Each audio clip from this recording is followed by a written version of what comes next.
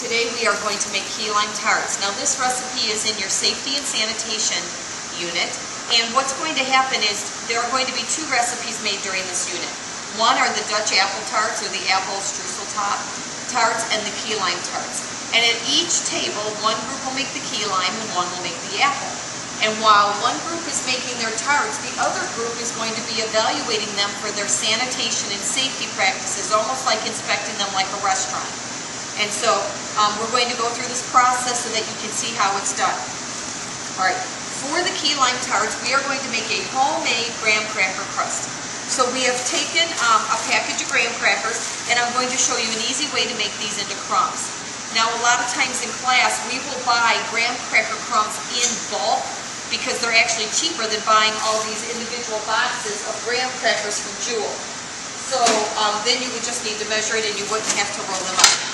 So you put your graham crackers in a Ziploc bag and seal it, and then you just take a rolling pin over it. Now, if you're at home and you don't have a rolling pin, you can use a glass, but I'd be careful not to use a glass one because you don't want it to shatter in your hand. But you could use a plastic tumbler type glass. You could actually use the bottom of a measuring cup, anything like that. I would just be leery of using a glass, drinking glass, in case you put too much pressure on it and it's shattered in your hand. Okay. What's nice about this is you can get these graham crackers very fine. You can see exactly which ones still need to be crushed some more, and do all of that without making any mess.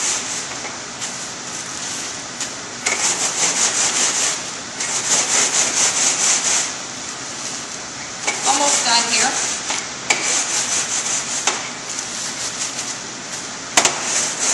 For key lime, even if you're making a full-size key lime pie is almost always served in a graham cracker crust. Alright, so all of this looks nice and fine, so I'm going to measure out what I need into a bowl. Now, the measurements for this are really weird. And they're really weird not because the recipe is, but because we've scaled down the recipe to make a reasonable amount for class, so that's why these amounts get kind of goofy. We need a 1/4 cup.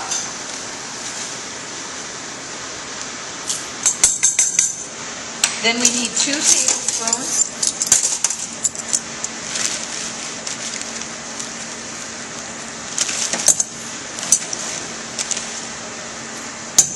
And then we need 2 teaspoons.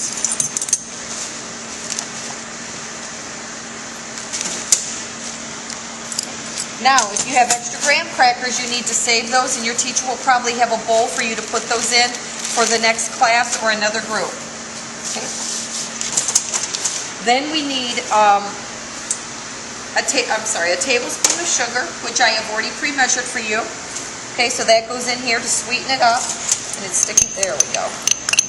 There's our tablespoon of sugar. And then we need just under 2 tablespoons of butter. So it's just a smidge under that. And then we need a teaspoon of lime zest. Okay? So these limes, what I've done is first I washed them because all produce has, insecticides and pesticides. But what's really important is you must dry it before you start zesting it, or all that water will end up in your zest. All right, and then you can just use a grater with very small holes. They also make zesters that are even smaller holes until you get your zest off. Okay, and anywhere there's green, you can go back there and get some of the zest. Okay, so I've already zested quite a bit here to save time. And we need 1 teaspoon of lime zest.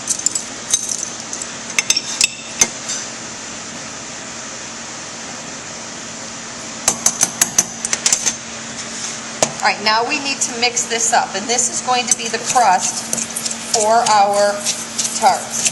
Now I'm using a fork because that helps me smash the butter, and then those little pieces of butter get coated with graham crackers. It's kind of like the whole process of cutting in, which you will do when you make biscuits.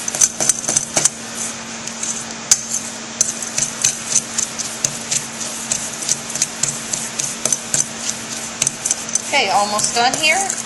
You want to make sure there's no great big pieces of butter left. Now the reason you need butter in this is when you bake these, the butter will melt and fuse all the little granules of graham cracker together to form a crust. Okay, now you're going to take a mini muffin pan and put your liners in it. Now these liners keep popping out, but once we have the crust and the filling in there, they should sink down into the bottom of the pan. Okay? If they don't, that will still be okay because they will help the muffin hold its shape. Okay. Now the recipe says to put a teaspoon in each one of these, so we'll start like that. That's not the right measuring spoon. There we go. So we'll go through and do this. Then after you've gone through and done all 12, if you have extra filling left, you can divide that evenly between the rest of the muffin tins. Okay. Now I'm going to go ahead to the next step to show you, and then I'll go back and finish these. What you're going to do is you're going to press this into the bottom of the muffin tin. So your goal is to kind of coat the bottom of the muffin paper. Okay, like so. I don't know if you can see that there, but you want to kind of press, and you have to be gentle. You can't do it real hard or your finger will go right through it. Okay, so you can see you're making a little crust in the bottom of the paper. Okay. Okay, so we're going to pause here for a minute and I will get okay, we have filled all of our muffin papers. Now as I went through, it actually worked to put 2 teaspoons in each of these little muffin tins. So that is, and your recipe probably says that now because we've corrected it since this was published. But anyway, these go in the oven at 375 for about 5 minutes. So we're going to go ahead and put them in. And I'll set the timer for 5 so that I remember to check it. So I'm going to go ahead and start on the filling. The filling, we need 1 egg yolk, plus we need a little bit of another egg yolk. And I need, I'll just separate it by shell. Alright, so this is another method of separating eggs. I actually prefer an egg separator, but this works just as well. You just have to be really careful. Okay. Alright, so that worked just fine. Alright. We need 1 egg yolk plus a teaspoon of another egg yolk. Now the whole purpose of egg yolk in the key lime recipe is to thicken. Alright? When eggs cook, and I'm sure you guys know this, if we scramble this egg, it gets thick. If you make a hard-boiled egg, it gets very solid. I mean, it gets completely solid. So when this egg cooks in the recipe, it's going to thicken up, kind of like pudding. It would thicken the key lime. So this gets beaten. So this is 1 egg yolk plus a teaspoon of another egg yolk.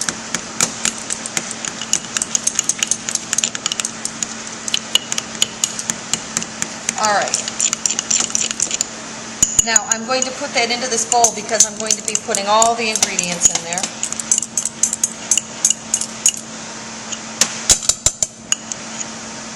Okay, now we need 4.6 ounces of sweetened condensed milk, and that is a weird measurement. So I'm going to put that on the scale. So I turn the scale on, and you need to be patient and wait a minute while it gets ready to work. Okay. And you need to get it in ounces, and I believe that's grams. Ounces. Okay, so we're at ounces. So sweetened condensed milk is very thick and dense.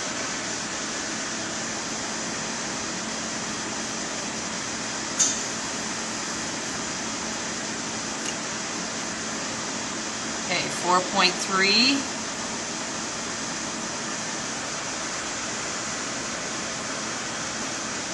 Okay, 4.6. Okay, so I will add that in. Sweetened condensed milk is very, very sweet. And if you're unsure of how they get sweetened condensed milk, they take regular milk and they evaporate it, meaning they have the water evaporate out. That's also called evaporated milk, and that's used in cooking for other things. But then for sweetened condensed milk, they replace all that water with sugar. So sweetened condensed milk is about 60% sugar and 40% milk. Okay. Now we add in our lime zest, and we need, I believe, another teaspoon of lime zest.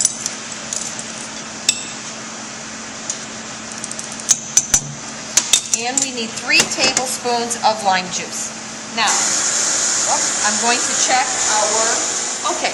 our buzzer went off and our crusts are done, and those baked at 375 for about 5 minutes. Now, something you need to do when you're cooking is have read through your recipe ahead of time, and one thing I noticed was that the tarts bake at 350. So I've lowered my oven temperature now to 350 so that when I add it in again, my oven is at the correct temperature. Okay, we need 3 tablespoons of lime juice. So what I've done here is I've already juiced the limes. And again, I did that. I rolled the limes between my hands to break it up, cut them in half, and then I used a fork in the lime and kept squeezing. Now, if you look in here, you may or may not be able to see all those tiny little seeds. And that is not something we want in our tarts. So, if you have a nice strainer at home, a strainer that has the screen, you can simply pour that through it. Another option you have is to use cheesecloth. And I'm just going to lay the cheesecloth in this colander, and if you see, the seeds would go right through those holes. So I'm going to put this here and strain it right into another bowl. Okay. And you can pick this up to kind of speed up the process.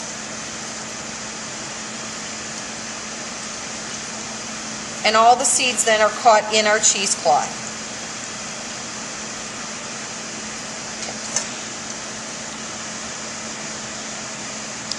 All right, so we'll start measuring our lime juice. Now you can also use key limes for a key lime pie, which is what I do at home. Key limes are the very small limes, they're about this big. Advantage, they have a little different taste than limes. I actually prefer them. But the disadvantage is you have to squeeze a whole bunch of key limes to get juice. So you would probably have to squeeze 5 or 6 key limes to get enough juice for this recipe.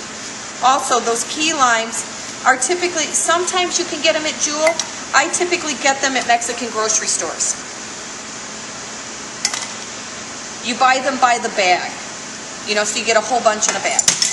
Okay, so now we have all the ingredients in here. So you just stir. And that's a real quick mix. Okay.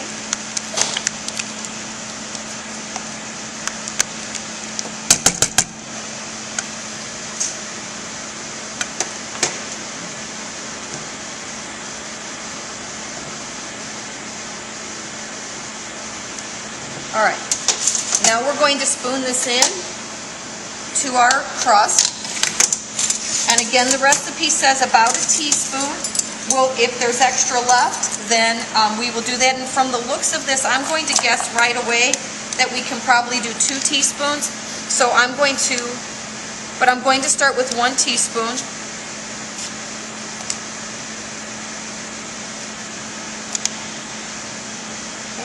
And we'll be back in just a minute. Okay, we have put filling in all of these, and it was a heaping teaspoon that went into each one of these. So you can just overfill the teaspoon and scoop it in, and it will be just about perfect. Now these have to bake. Now if you were making a full-size pie, they would bake about 15 minutes. I think I'm going to check these in 7 or 8 since it's such a small amount of filling, it's not very thick. All right, so we will show you these. Okay, our key lime tarts have come out of the oven, and they're just starting to brown on top, which lets you know they are done. Now there's many different things you can do to garnish, but typically key lime pie does get some whipped cream. Now you don't want to go crazy with this, but just a little dollop on the top. And then I will show you a couple different ways. You could take a tiny little wedge of lime and just put it right there in the top. Or you could take a tiny piece of lime peel and kind of twist it. Whoops, I missed there. There we go. And lay that on the top. You could take some lime zest and just sprinkle that on the top. Now, if you remember from Culinary Basics, less is more. So to do all 3 of those on one of these tiny little tarts would be overkill. It's just a little bit to decorate the top. Enjoy!